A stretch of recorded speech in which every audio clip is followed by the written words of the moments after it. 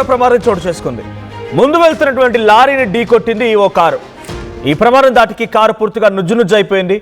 Narsingi NH44 పైన ఈ ఘటన చోటు చేసుకుంది. ప్రమాద సమయంలో కారులో 5గురు ప్రయాణికులు ఉన్నారైతే కారులో 2 వ్యక్తులు ఇరుక్కుపోయారు. గంట పాటుగా శ్రమించి వారందరినీ సురక్షితంగా బయటికి తీసుకురాగలిగారు స్థానికులు. ఇక స్వల్ప గాయాలతో బయటపడ్డారు ఈ 5గురు కూడా. హైదరాబాద్ నుంచి నిజామాబాద్ వైపుగా వెళ్తున్నటువంటి ఈ కారులో ఒక్కసారిగా ప్రమాదం గురైంది. సో మనం విజువల్స్ చూడొచ్చు. ముందు ఒక DCM వెళ్తోంది. DCMని వెనకాల నుంచి ఓ కారు వచ్చి ఢీ కొట్టింది. సో అటు ముందుగా ఉన్నటువంటి DCM బోల్తా కొట్టింది, వెనకాల కారు కూడా. నిజంగా అది కారు విజువల్ చూస్తూ ఉంటే స్క్రాప్కు కూడా ఉపయోగపడేదేమో. క్రెటా కార్ అది. ఆ కారు పూర్తిగా నుజ్జునుజ్జు అయిపోయింది. కనీసం కారు అనే ఆనవాళ్ళు కూడా లేవు. ఓ స్క్రాప్లో వచ్చినటువంటి ఆ వెహికల్ని మొత్తం పీసెస్గా చేసి రోడ్డు పక్కన పడేసారన్నట్టుగా ఉండిపోయింది. ఆ కారు హైదరాబాద్ నుంచి నిజామాబాద్ వైపు వెళ్తోంది. ముందుగా ఒక DCM వ్యాన్ వెళ్తోంది. ఆ DCM వ్యాన్ని ఢీకొట్టడంతో ఆ కారు నుజ్జునుజ్జు అయిపోయింది. సో ఈ సంఘటనలో కారులో 2 ఇరుక్కుంటే స్థానికులు అక్కడికి రోడ్డుపై వెళ్తున్న వారు ఇతర వాహనదారులు ఆ కార్ని ఆ ప్రమాదంలో నుంచి ఆ 2 వ్యక్తులు బయట తీసే ప్రయత్నం చేశారు. సో విజువల్లో చూడొచ్చు, వెనకాల నుంచే ఢీ కొట్టింది అంటే ఇక్కడ చాలా క్లియర్గా కార్ డ్రైవర్ తప్పిదం కనబడుతుంది. ఆ DCM వ్యాన్ కూడా పక్కన పడిపోయింది, పక్కకి దొర్లింది అని అంటే ఎంతటి ప్రమాదం అర్థం చేసుకోవచ్చు. థ్యాంక్ గాడ్ ఇక్కడ ఎటువంటి మరణాలు అయితే సంభవించలేదు, కానీ చాలా తీవ్రంగా గాయాలయ్యాయి. వారందరూ కూడా ఆసుపత్రిలో అడ్మిట్ అయ్యారు. అండ్ ఆ కార్లో ఎయిర్ బ్యాగ్స్ ఓపెన్ అవ్వడంతో కూడా కొంత ప్రాణాలు నిలుపుకోగలిగారు అన్నట్టు కూడా అర్థమవుతోంది. సో నడి రోడ్డు పైన NH44 మీద నిజామాబాద్ వైపుగా వెళ్తున్నటువంటి ఆ క్రెటా కార్ ముందు వెళ్తున్నటువంటి ఒక DCM కంటైనర్ని ఢీకొట్టడంతో ఈ ప్రమాదం జరిగింది. ఒకసారి ఆ విజువల్స్ మనం చూడవచ్చు. కార్ అక్కడ కనబడుతుంది, DCM వ్యాన్ కూడా. DCM వ్యాన్ ఒకవైపుగా బోల్తా కొట్టింది, DCM వ్యానే బోల్తా కొట్టింది అనేటువంటి సిచ్యువేషన్ అర్థం చేసుకోండి. సో రాత్రి జరిగినటువంటి ఈ సంఘటన, తెల్లవారుజామున జరిగినటువంటి ఈ సంఘటన ఒకసారిగా షాక్ గురి చేసింది. ఒకసారి ఇతర వాహనదారులు ఆ ప్రమాదంలో ఉన్నటువంటి ఆ వ్యక్తుల్ని బయట తీసే ప్రయత్నం చేస్తున్నారు. ఒకసారి విజువల్ చూద్దాం.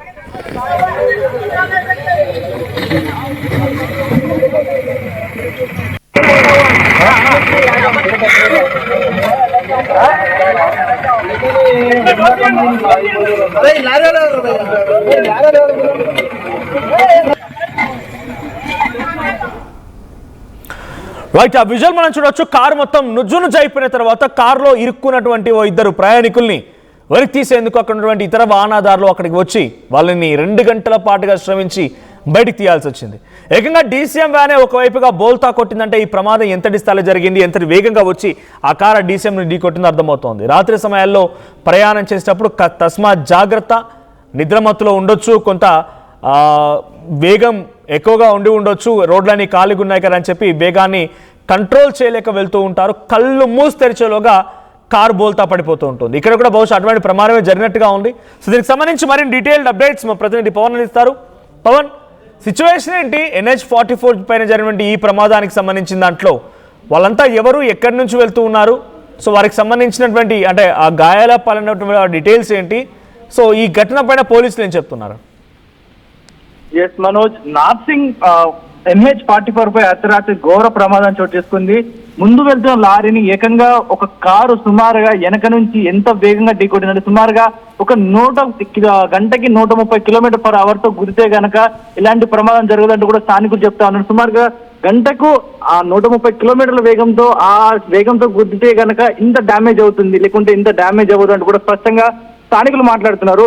ఏకంగా ఈ వెనక నుంచి DCM వ్యాన్ ముందు వెళ్తుంది, ఒక లారీ లాంటి పెద్ద కంటైనర్ వ్యాన్ ముందు వెళ్తా ఉంది. వెనక నుంచి ఈ కారు అతి వేగంతో రాత్రి ఢీ కొట్టిన సమయంలో ముందున్న లారీ వెళ్లి చెట్లలో పడిపోయిందంటే కారు వేగం ఎంత ఉందో అర్థం చేసుకోవచ్చు. ఈ సంఘటనలో ఏకంగా కారు నుజ్జు అయిపోవడం జరిగింది. ఇక్కడ అదృష్టవశాత్తు ఇక్కడ వారి చావు బ్రతుకుల మధ్య కొట్టుమిట్టాడే సిచ్యువేషన్స్ ఎన్నో చూస్తాం, రెస్క్యూ ఆపరేషన్ చేస్తూ ఉంటారు. కానీ ఇక్కడ ఏకంగా 5గురు మొత్తం కూడా కారులో చిక్కుకుపోయారు. మొత్తం కారు నుజ్జు అయిపోయింది. మిగతా 3 సేఫ్ గా బయటకు రాగా 2 లోపల చిక్కుకోవడం జరిగింది. వెంటనే స్థానికులు స్పందించి చుట్టుపక్కల స్థానికులు అందరూ కూడా వెంటనే అలర్ట్ అయ్యి ఇటు పోలీసులు, రెస్క్యూ డిపార్ట్మెంట్ వీరందరూ వచ్చే వరకు వేచి ఉండకుండా టపా వారికి అందుకున్న ఆ సామాగ్రి అంతా కూడా తీసుకొని వితిన్ ఒక 20 minutes లో వాళ్ళందరినీ కూడా బయటికి లాగడం జరిగింది. వారందరినీ కూడా క్షేమంగా బయటికి తీసుకురావడం జరిగింది.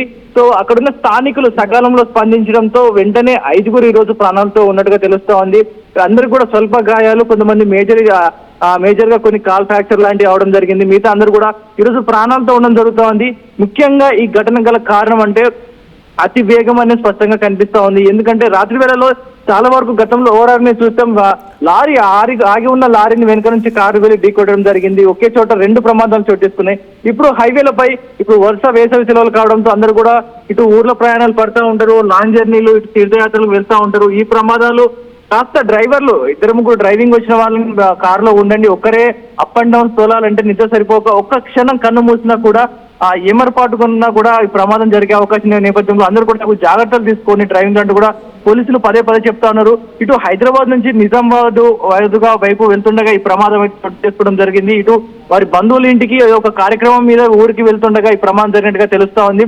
మొత్తానికి వారి కుటుంబీకుల ఆశిష్టిలో మరి ఇంకేదైనా దేవుడి నిర్ణయమో కానీ అందరూ కూడా ఈ రోజు ప్రాణాలతో ఉన్నారు. ఇటు లారీ డ్రైవర్ కూడా సురక్షితంగా ఉన్నాడు. కానీ ఇటు లారీ కావచ్చు, ఇటు కారు కొంత మేరకు ఆస్తి నష్టమే కానీ ఈ రోజు ప్రాణాలతో ఉండడం జరుగుతూ ఉంది. మరి నిజంగా ఆ కారు ఎంత వేగంతో వెళ్ళి ఉంటుంది, నిజంగా ఎవరైనా డ్రైవర్ మధ్య మత్తులో ఉన్నాడా, లేదా నిజంగా నిద్ర మత్తులో ఉన్నాడా, లేదా ఇంకేదైనా కారణాలు జరిగి ఉండొచ్చా, లేకపోతే రోడ్డు పైకి ఏదైనా సడన్ గా ఏదైనా అడ్డు వస్తే కంట్రోల్ చేయలేక అతి వేగంతో ముందున్న లారీని గుద్దాడు. దీనిపై ఇలా పలు అంశాలపై పోలీసులు అయితే కేసు నమోదు చేసుకుని విచారణ చేపడతా ఉన్నారు. మనోజ్, రైట్, ఈ ఇన్సిడెంట్ లో వారంతా ఎక్కడి నుంచి వెళ్తున్నారు, వారికి సంబంధించిన డీటెయిల్స్ ఏమైనా తెలుస్తున్నాయా?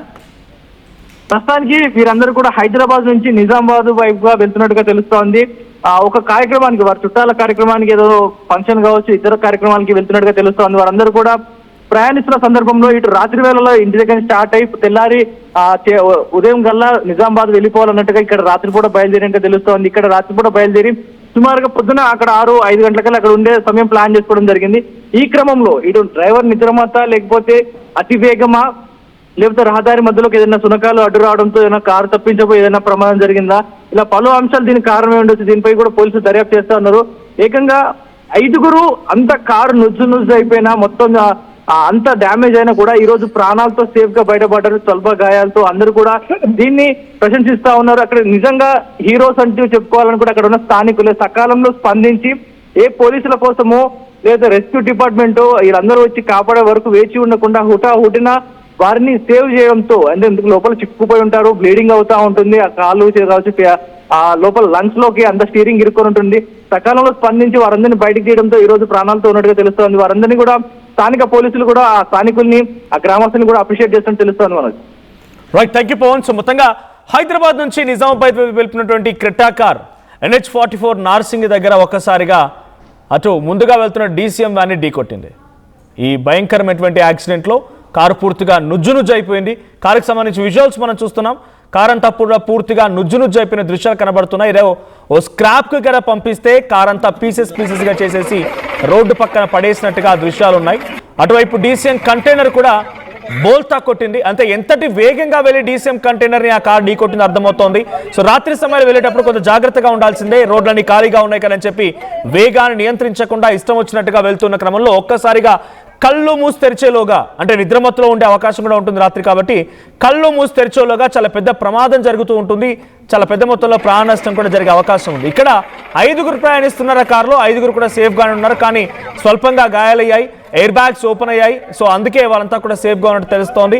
అయితే అక్కడ కారు లోపల ఇరుక్కున్న వారిని బయటకు తీయడం కోసం స్థానికులు సుమారుగా ఇతర వాహనదారులు 2 గంటల పాటుగా శ్రమించాల్సి వచ్చింది. ఒకసారి ఆ సహాయక చర్యలకు సంబంధించి విజువల్ చూద్దాం. అట్ ది సేమ్ టైం దయచేసి స్పీడ్ని నియంత్రించండి, రాత్రి సమయంలో కారుని కొంత కంట్రోల్ చేసుకునే ప్రయత్నం చేయండి.